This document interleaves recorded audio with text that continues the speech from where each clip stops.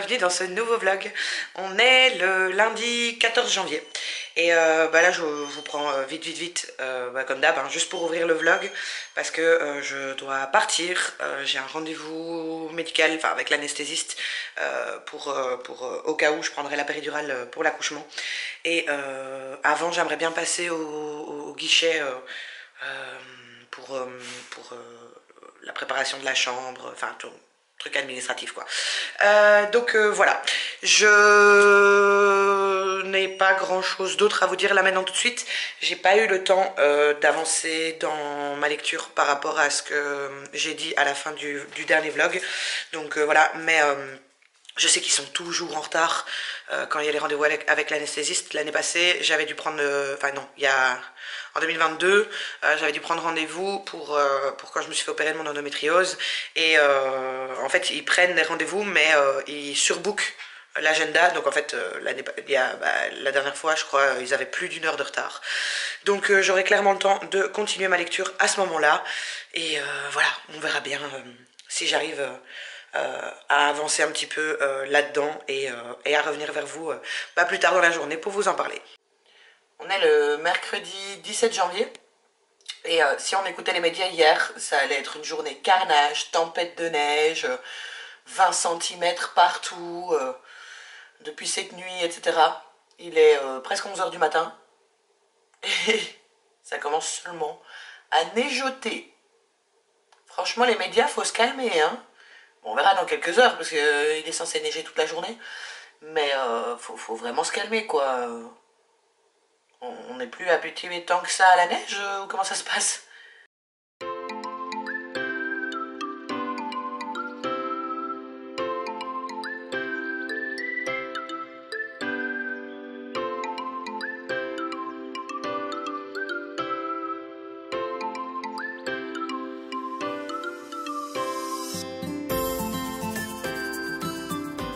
On est le vendredi 19 janvier et je reviens enfin vers vous parce que voilà, j'étais pas au top de ma forme, donc j'avais pas envie de vous prendre face caméra, mais c'est pas pour autant que j'ai pas des choses à vous dire. J'ai commencé et terminé l'audio de Sistra, donc le tome 1 de Marie Stengel, je ne sais pas comment ça se dit. Et j'ai adoré, ça a été un véritable coup de cœur. Donc c'est une duologie qui est science-fiction, dystopie, young adulte, que j'ai vraiment adoré. Donc on va parler de deux sœurs qui sont... j'ai oublié leur prénom. Voilà, j'ai été vérifiée. Donc c'est Kali et Kaya. Et en fait, elles vivent dans un monde... Donc elles vivent c'est en France, il me semble. En tout cas, en Europe. En fait, il y a des années et des années, le monde s'est rendu compte qu'il y avait trop de monde sur la planète, qu'il y avait une surpopulation, qu'on dépassait les 10 milliards. Et donc, ils décident, chaque continent décide d'un peu mettre leurs lois et faire ce qu'il faut à leur façon. Et en France, en tout cas en Europe, ils ont décidé d'appliquer la loi Sistra. Donc c'est la loi qui ressemble très fortement à la politique un enfant en Chine, qui, je pense, n'est plus d'actualité. Je pense, mais je m'avance peut-être un peu trop, qui est donc en fait interdit aux familles d'avoir plus d'un enfant par foyer. Et ce qui se passe en fait, c'est que quand il y a un deuxième enfant, les deux enfants sont pris de leur famille et sont élevés séparément dans deux bâtiments, dans deux écoles différentes, une école plus réflexive et une école plus combative. Et donc c'est ça qui va se passer avec ces deux sœurs, donc Kali et Kaya. Kali c'est la plus grande, Kaya c'est la plus petite. Elles ont, si je me rappelle bien, 3 ans de différence. Et donc en fait, elles sont élevées toutes les deux, chacune de leur côté, en mettant un peu de haine envers l'autre, parce qu'en fait, ce qui va se passer, c'est qu'à la majorité de la plus grande, il va se passer l'appel. Et l'appel, ben en fait, c'est on va les prendre, on va les mettre à un endroit avec d'autres personnes qui sont dans le même cas de figure qu'elles, et elles vont devoir se retrouver et s'entretuer pour qu'il n'en reste qu'une. C'est un début d'histoire horrible. On se demande un peu pourquoi est-ce que ça a été créé comme ça et que ils n'ont pas mis d'autres solutions dont on parle vite fait dans le livre, mais enfin, si ça se passait pas comme ça, bah il y avait pas d'histoire et donc du coup ça, voilà, ça aurait pas été chouette pour nous lecteurs. J'ai adoré ce premier tome.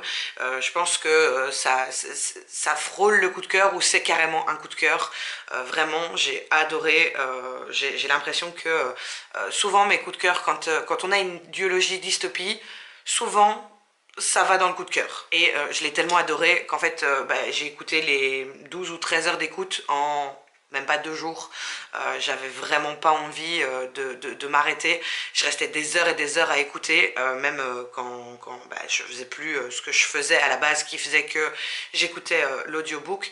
Mais j'étais vraiment à fond dedans. J'avais envie de savoir qu'est-ce qui se passait. En plus de ça, on passe du point de vue de l'une des sœurs à l'autre et donc du coup ça donne de la dynamique, il n'y a pas de temps mort, c'est vraiment hyper prenant, on suit la progression de chacune, donc en fait on les retrouve d'abord au début chacune dans leur institut.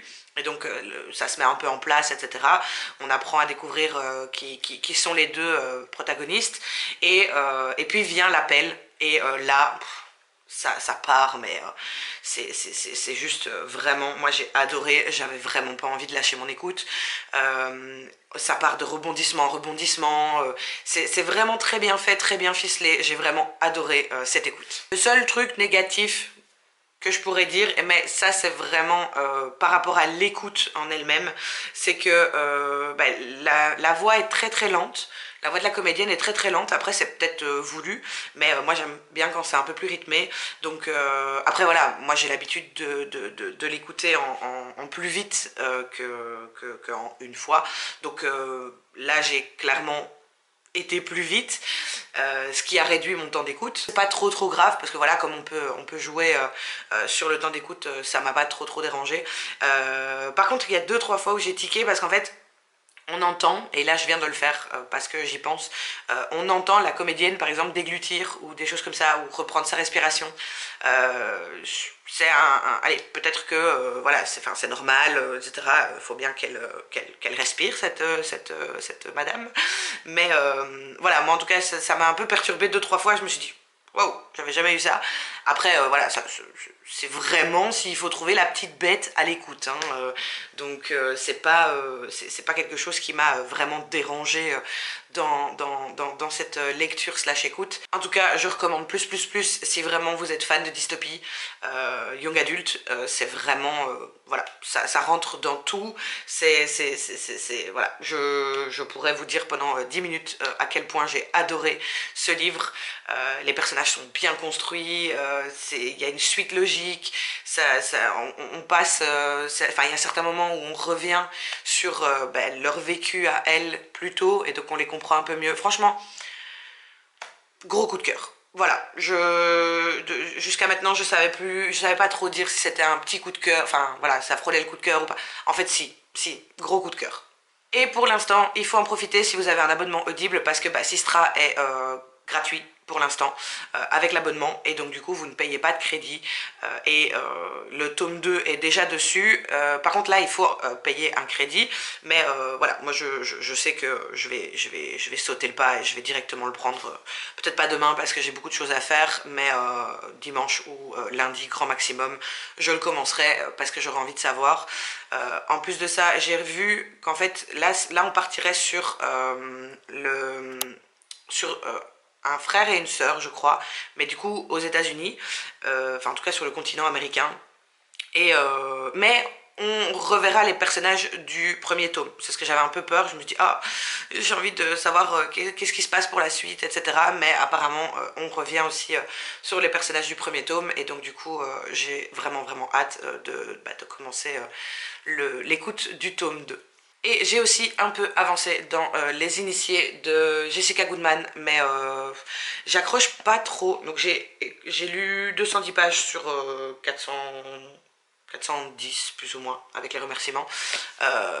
Mais enfin voilà, j'ai dépassé la moitié. Je trouve ça toujours un peu lent, mais le truc c'est qu'en fait j'ai envie de savoir, j'ai envie de voir enfin, qu'est-ce qui va se passer, de savoir qu'est-ce qui s'est passé justement pour Shaila, savoir voilà, qu'est-ce que ça implique. Donc voilà, le problème c'est que j'ai envie de savoir, mais j'ai du mal à retourner vers ma lecture parce que je suis pas hyper dedans non plus, donc c'est un peu bizarre, mais j'ai pas envie de l'abandonner. Donc bah, je continue et on verra bien. On verra bien ce que ça donnera, mais voilà, j'ai pas grand chose de plus à vous dire par rapport à ça. Et alors, j'ai encore craqué. Mais cette fois-ci, c'est mon chéri qui m'a offert les livres. Donc c'est pas comme si j'avais craqué. Voilà, disons ça. Mais voilà, on est quand même à plus d'une vingtaine de livres achetés sur janvier, donc il va falloir un peu se calmer. Allant voir pour la nouvelle voiture de mon chéri, bah, au retour on est passé à côté d'un grand magasin où il y avait un rayon librairie. Enfin, à la base, on avait besoin de quelque chose dans le grand magasin, et puis il y a eu un... Enfin, j'ai remarqué qu'en fait il y avait un énorme rayon librairie où j'ai trouvé quasiment... Enfin, pas quasiment en fait, j'ai trouvé que des livres qui étaient sur ma wishlist.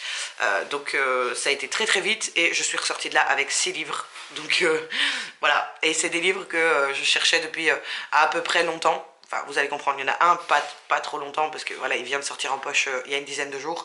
Mais il me tentait déjà énormément quand il était en brochet, donc... voilà, bon, j'arrête de déblatérer et je vous montre tout de suite ce que j'ai reçu gentiment par mon chéri. Donc, on a le premier tome de The Curse de Marie Rutkowski qui vient justement de sortir chez Pekaji, je pense le 4 janvier, et qui me donnait énormément envie.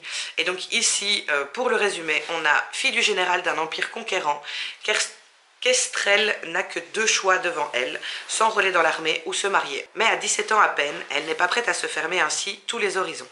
Un jour au marché, elle cède à une impulsion et acquiert pour une petite fortune un esclave rebelle à qui elle espère éviter la mort. Bientôt, toute la ville ne parle plus que de son coup de folie. Kestrel vient de succomber à la malédiction du vainqueur. Celui qui remporte une enchère achète forcément pour un prix trop élevé l'objet de sa convoitise. Gagner sera-t-il pour elle la pire des malédictions? Les 2 jeunes gens que tout oppose se livrent à une partie de poker menteur qui pourrait bien décider de la destinée de tout un peuple. Voilà, et ici devant, il y a marqué « Gagner peut-être la pire des malédictions ».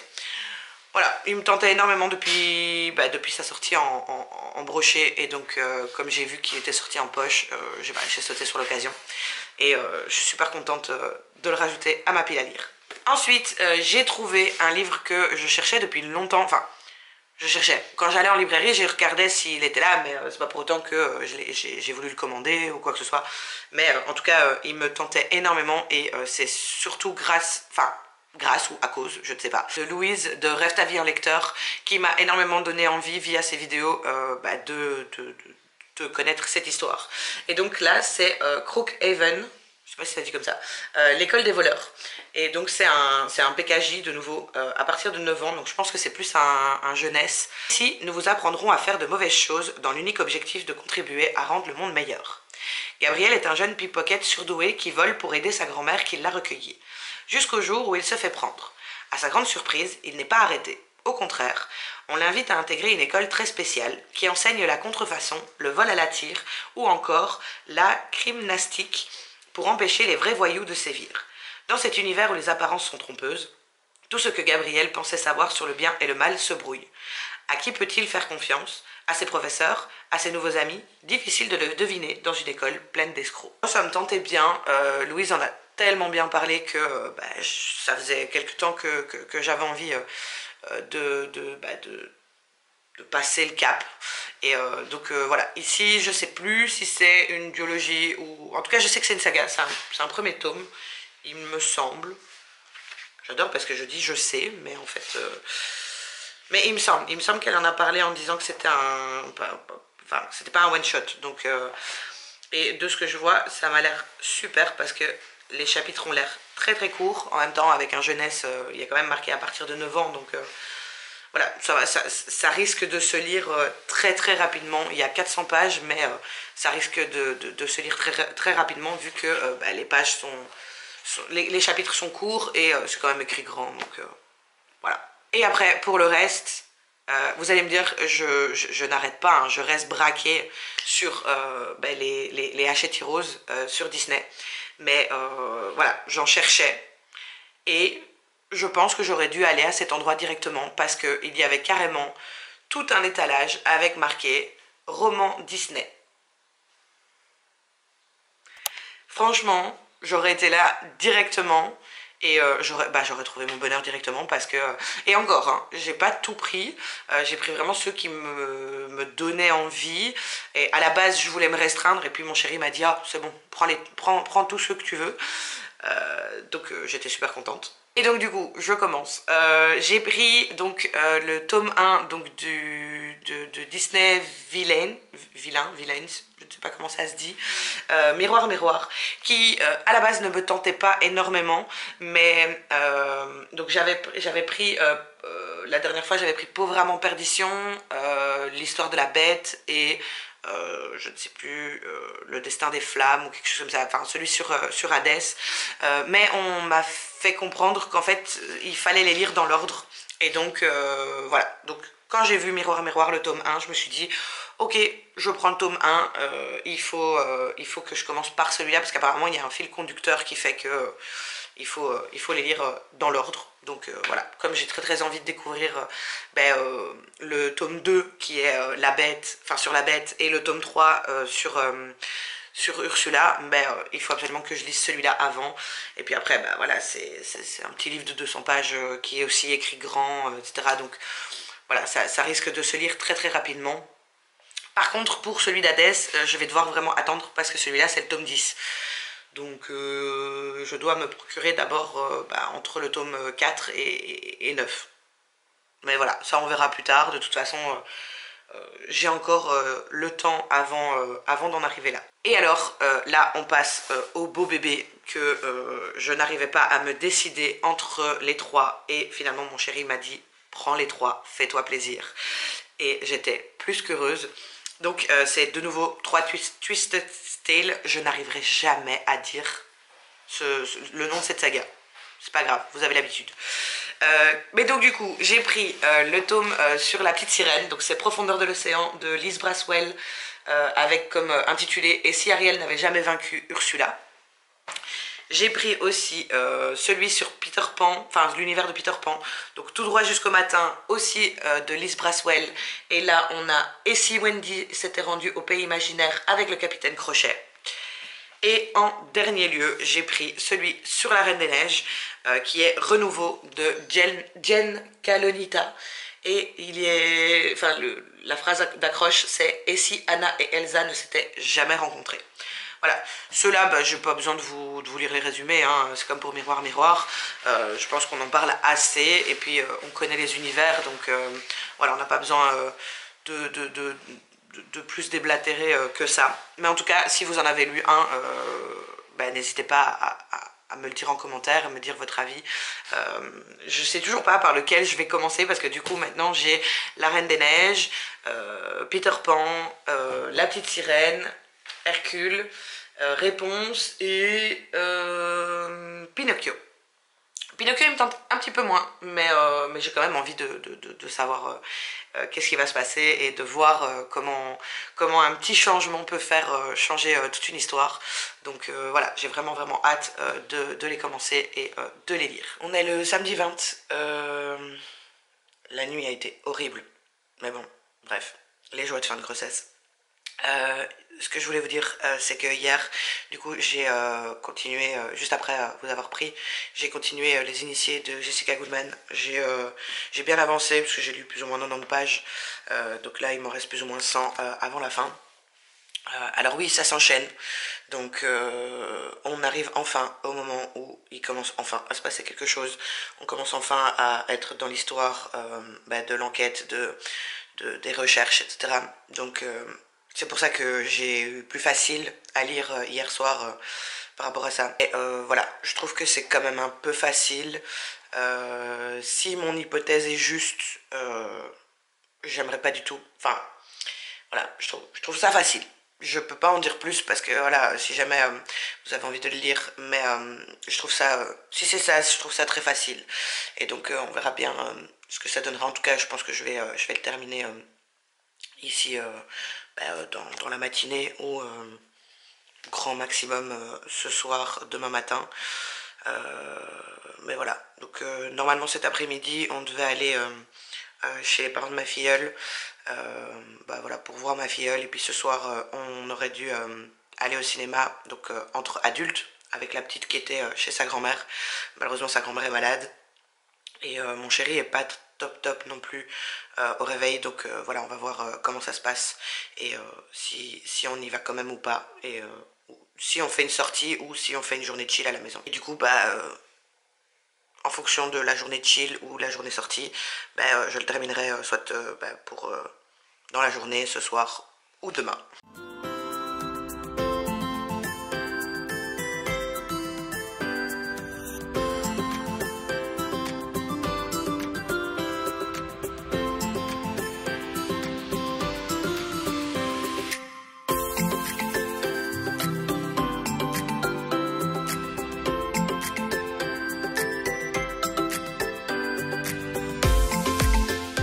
On est le dimanche 21 et on est le soir, il est 9h30.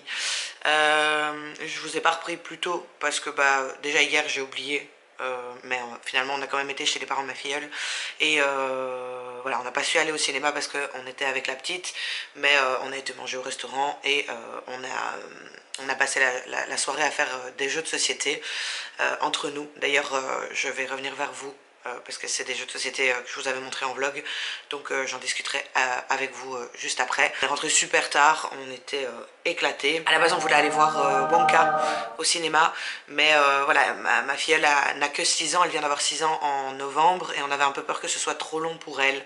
Et donc du coup, voilà, il conseille à partir de 7 ans, à cause de la longueur du film, et à cause de 2-3 choses que les enfants de moins de 7 ans pourraient ne pas comprendre, et que donc du coup on devrait leur expliquer, sauf que dans un cinéma c'est compliqué.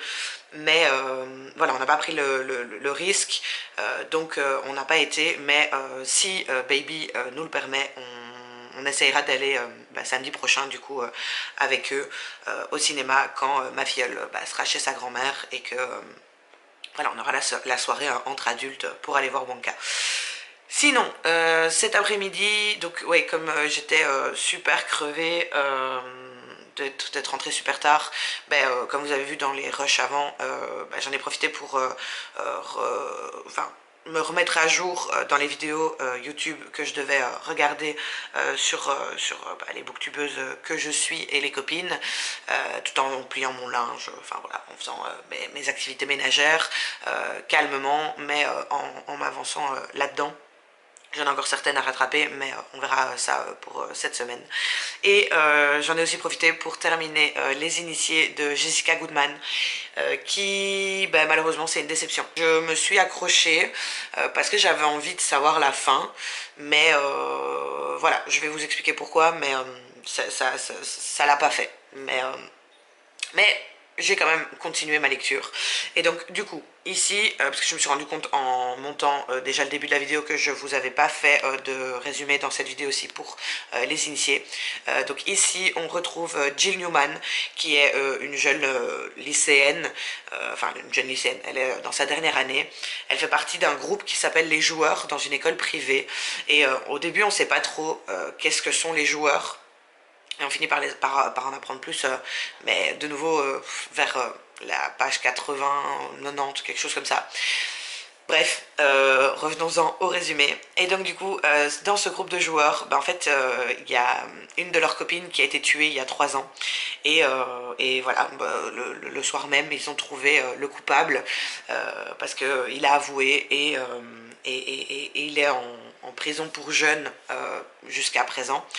Sauf que en un coup, il décide de clamer son innocence et de laver son honneur entre guillemets, et parce qu'en fait il va avoir 18 ans, enfin il va devenir majeur, et donc du coup il va passer dans une prison pour adultes.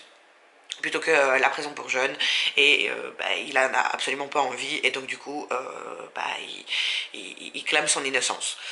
Et donc c'est là qu'intervient Jill, qui était la meilleure amie donc la jeune qui a été tuée, qui s'appelle Shayla, parce qu'en fait nous avons Rachel, la sœur de celui qui s'est dénoncé d'avoir tué Shayla, qui la contacte en lui disant voilà, Graham est innocent et j'ai besoin de toi pour m'aider à le prouver.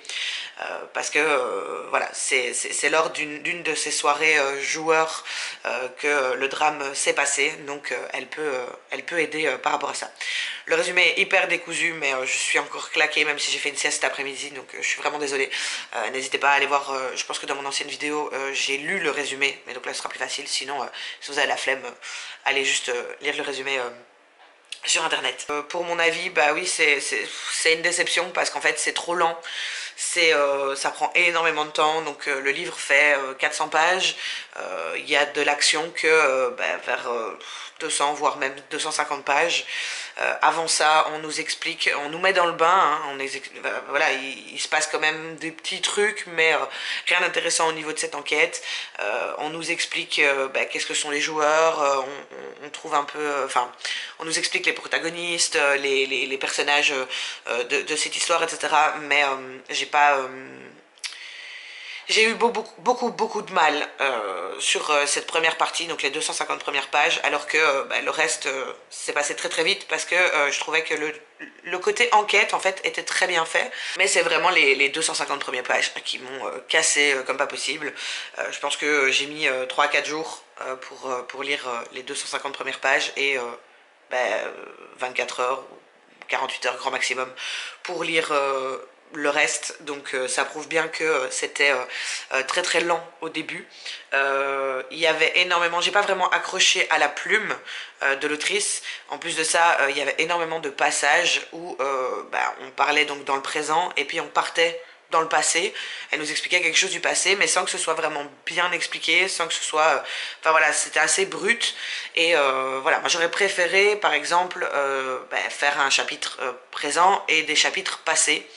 Ça aurait été beaucoup plus constructif et construit par rapport à ça. Mais voilà, ça se passe pas comme ça. Donc c'est vrai que ça m'a un peu perturbée aussi dans ma lecture. En plus de ça, je trouve qu'il y a beaucoup de moments où on nous explique, où on nous décrit des choses qui sont pas vraiment utiles pour l'histoire, en tout cas pour l'histoire qu'on nous vend donc avec cette enquête dans le résumé.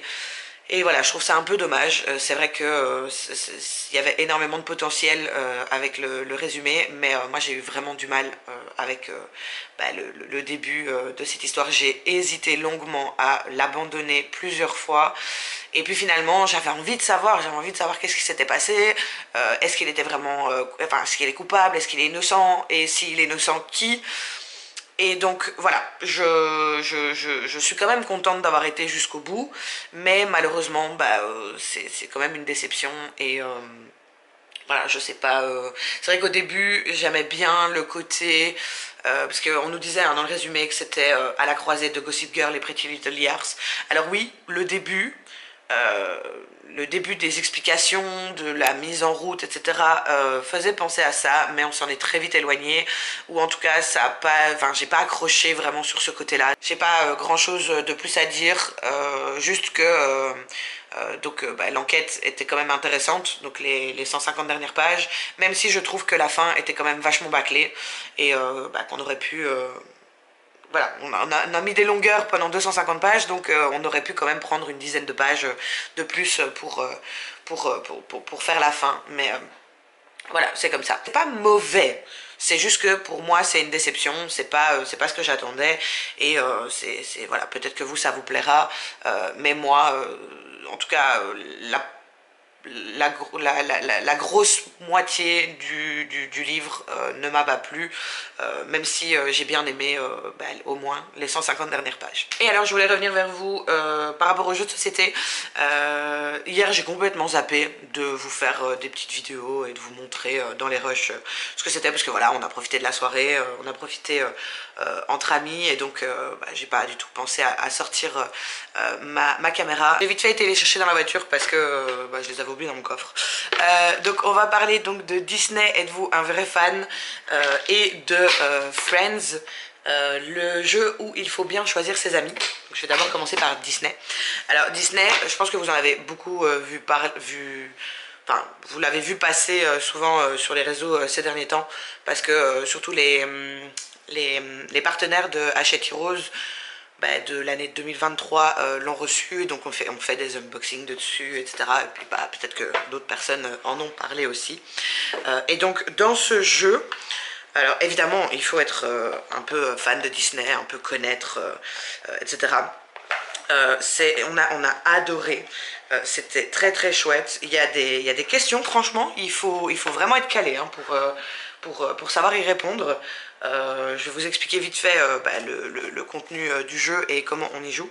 Et donc du coup, on se retrouve avec un petit plateau comme ceci. On commence tous sur la case départ.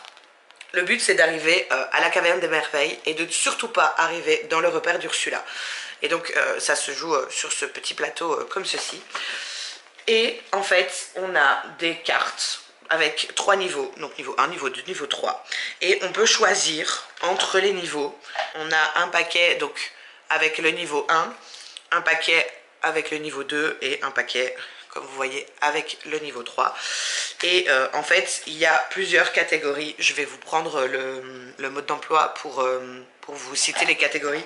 Je trouve ça très très bien fait. Franchement, c'était une belle découverte. Je suis contente de mon achat et je pense qu'on va y jouer très très souvent, même si les parents de ma filleule sont du genre très mauvais perdants. Et donc du coup, ça part en rigolade pas possible. Parce que voilà, mon chéri et moi, on est plus je m'en foutiste par rapport à ça. Ça m'est déjà arrivé de râler en perdant au Uno parce que cette fois-là, ben, j'aurais pas dû perdre. Mais sinon, on est assez bons joueurs à ce niveau-là, alors que bah, les parents de ma filleule, pas du tout. Ils se tirent dans les pattes et tout. Enfin bref, c'est pour ça qu'on adore jouer aux jeux de société ensemble, parce que c'est très drôle. Mais bref, revenons-en aux jeux de société que je suis en train de vous expliquer. Et donc du coup, on a 5 catégories différentes. On a connaître ses classiques, et donc là c'est voilà, des questions sur soit un Disney, soit un personnage de Disney. Donc voilà, ça c'est des questions assez faciles. Donc de niveau 1 à 3, c'est en fonction de bah, vos connaissances. Puis on a voir ses savoirs, et en fait on reçoit une petite carte par exemple comme ça. Et on voit, bah, là voilà, c'est la robe d'Elsa, et donc on doit dire, bah voilà, c'est la robe d'Elsa. Puis on a Histoire éternelle. Celle-là, elle est vachement chaude, parce qu'en fait, c'est une catégorie où on va poser des questions sur l'univers, sur l'époque, enfin l'époque à laquelle est sorti le film, sur Walt Disney en lui-même. Donc c'est vraiment des questions où il faut vraiment s'y connaître. Donc pour celle-là, je vous avoue que quand on la voyait, celle-là, on était là, on va prendre le niveau 1 ou 2, et le 3, on le faisait vraiment pour la tchatch, mais la plupart du temps, on se foirait. Puis on a la catégorie versus. Cette catégorie-là, elle est un peu plus spécifique, parce qu'en fait, donc là, c'est tout le monde joue en même temps, et chacun doit dire à son tour. Donc par exemple, quand j'avais testé avec mon chéri, on avait eu la catégorie nommer tous les classiques de Disney où il y a un U dans le titre, et donc chacun à son tour, on doit donner une réponse, et alors bah, celui qui donne la dernière réponse juste doit peut avancer de X cases en fonction du niveau, et les autres doivent reculer vu qu'ils ont perdu. Et puis on a aussi, je pense, oui c'est la dernière, on a mime et réplique culte, et donc là soit on a une réplique d'un film, et donc on doit retrouver de quel film il s'agit, soit on doit mimer un personnage, un film, etc. Je trouve que les catégories sont très très bien faites, et il y a vraiment ce système de niveau où en fonction de si on a choisi 1, 2, 3, on avance ou on recule de 1 ou 2 ou 3 cases, et je trouve ça très très chouette. La première partie, on l'a même testé avec ma filleule. Bon, moi j'avais fait équipe avec elle parce que je m'étais dit voilà, il y a des questions, ça va pas le faire, puis elle a 6 ans, donc on travaille la frustration avec elle pour bah, les moments où elle doit perdre ou des choses comme ça, mais bah, voilà, je m'étais dit que c'était un peu compliqué, et bah, en fait, elle m'a vachement épatée parce qu'il y a certaines réponses, c'est elle qui les donnait, et moi j'étais complètement perdue. Donc voilà, même pour les plus jeunes, il y a certaines questions qui peuvent être chouettes, ou alors si on peut y jouer vraiment avec bah, à partir, je sais pas, moi je dirais 6-7 ans, mais en les aidant un peu, en les aiguillant, etc. Même s'il y a certaines réponses qui vont sortir toutes seules. Et puis sinon je dirais quand même qu'il faudrait 10 ans, quelque chose comme ça. Et puis bah, et pas d'âge limite, hein, à partir du moment où on a une ou un fan de Disney et que on s'y connaît un peu dans cet univers-là, bah il n'y a aucun problème à ce niveau-là, et let's go passer un bon moment. Ensuite, en tant que énorme fan de Friends, bon un peu moins mon chéri, mais il a pas le choix avec moi, et il a déjà vu et revu et re-revu toutes les saisons avec moi, en français, en anglais, dans toutes les langues. Enfin, voilà, en VO, en VF, bref. On a joué donc à Friends, donc c'est le jeu où il faut bien choisir ses amis. Et ici, bah, en fait, c'est sympa aussi. Il faut aussi connaître dans Friends pour pouvoir y jouer. Mais c'est aussi sympa. Donc je vous explique vite fait.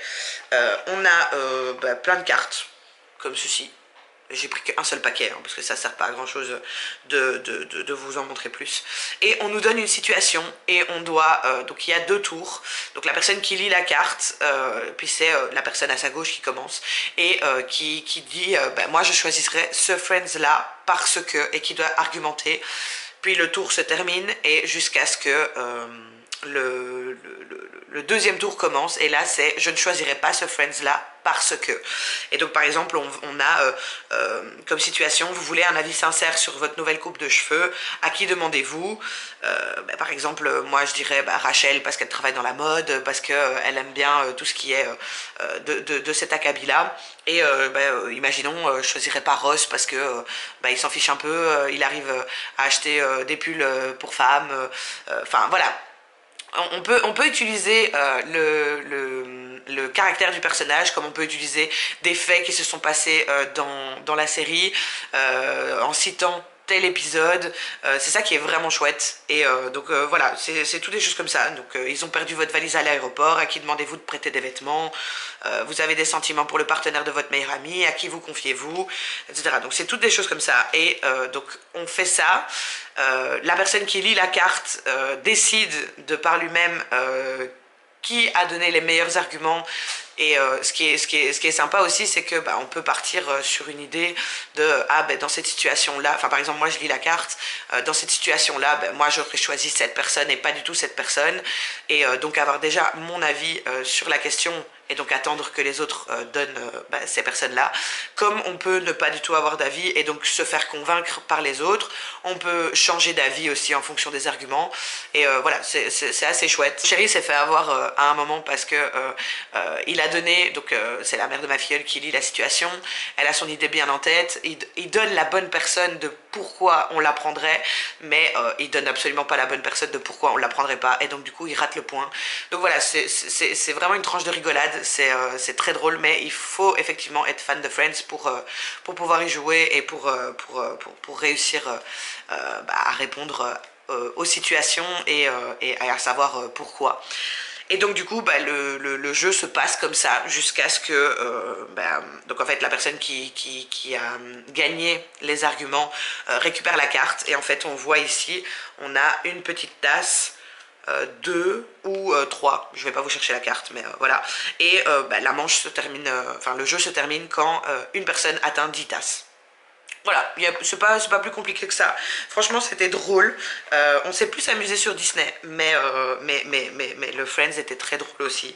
Donc je pense que on va l'intégrer à nos soirées jeux assez régulièrement. Enfin, nos soirées jeux vont être un peu réduites avec Baby qui arrive, mais comme quand on se voit, ça termine toujours en soirée jeu, bah voilà, on terminera nos moments passés ensemble avec sûrement ces jeux-là à nouveau. Sur ce, bah, je vais clôturer ce vlog.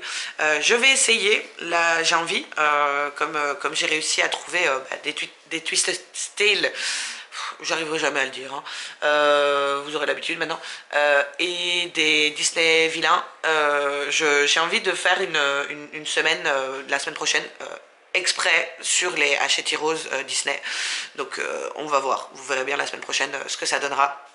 Mais j'ai très envie de commencer les vilains là ce soir ou demain matin. Mais ça, ce sera pour le prochain vlog. En tout cas, j'espère que ça vous aura plu. N'hésitez pas à liker, commenter, si vous n'êtes pas encore abonné, à vous abonner, à partager sur vos réseaux si vous en avez envie. Et je vous fais des gros bisous et je vous dis à la semaine prochaine.